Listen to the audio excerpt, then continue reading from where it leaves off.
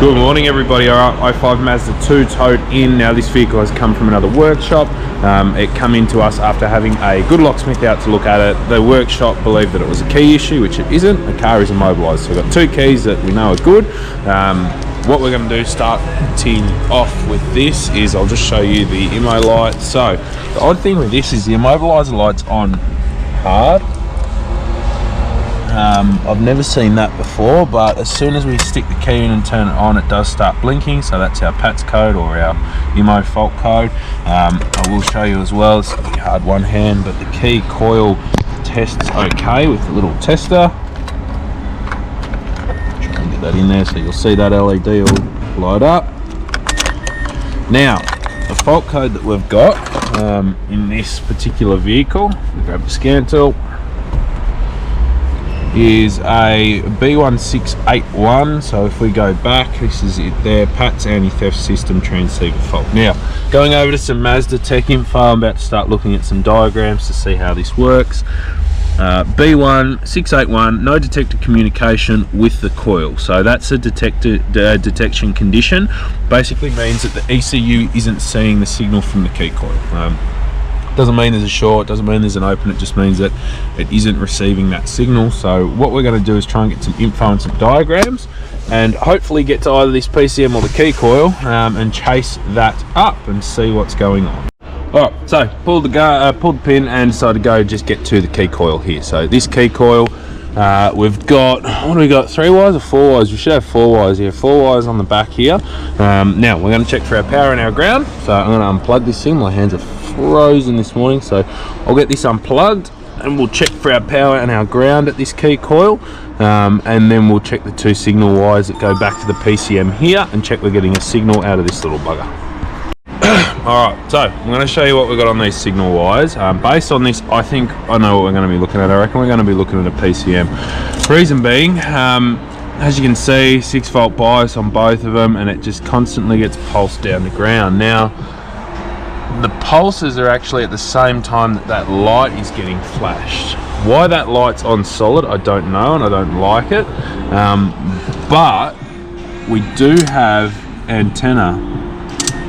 There we go, so that's key on. So we do have an antenna movement. It's very weird. This signal's not normal. Let's bump this right up.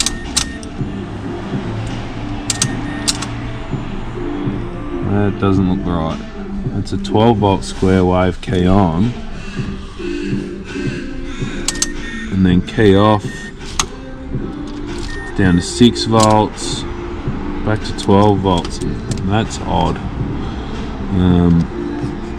Just off that, that's enough for me to sort of work on the fact that that PCM is doing something real weird on these 2 wires, because there's nothing else on these 2 wires. That data packet's okay.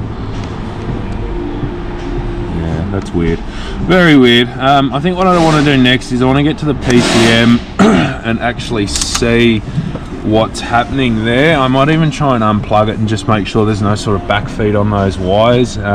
If that's all good, then I'm going to call a PCM on this and we'll see what we can get for the customer. Alright, issue found. PCM full of water, green crusties. That one's wet, that one's knackered. Pins are knackered, so she's getting the computer, possibly a set, I don't know, we'll see. Unplugged, immo light stays off, there's no back feed to that light either. So if we go back here, I have to plug this back in. We might recheck that waveform actually, that'll be pretty interesting to see. We won't have an input, but as you can see the immo light goes straight off. Stays on like that, but let's recheck that waveform now. Oh, we won't have any output because PCM's unplugged. Just the feed voltage, that's it. So that's what we're looking at. Car needs a PCM. We'll see whether the customer wants to get matching number 1 or whether they want to put a set in it, whatnot. I'll update you if we get the repair and we'll go from there.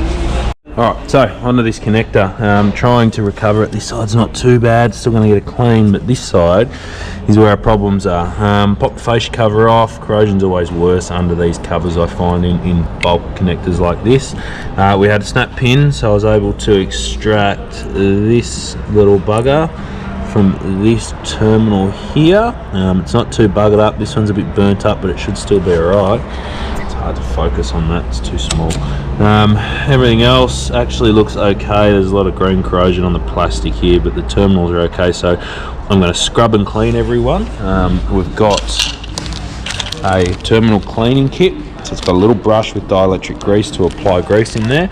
I've already sprayed it out with MAF sensor cleaner and blown it all out. All the terminals are actually okay, they're all situated in there properly, so I'm going to do that, clip the cover back on, get a PCM for it if the customer wants it, and get this car running again.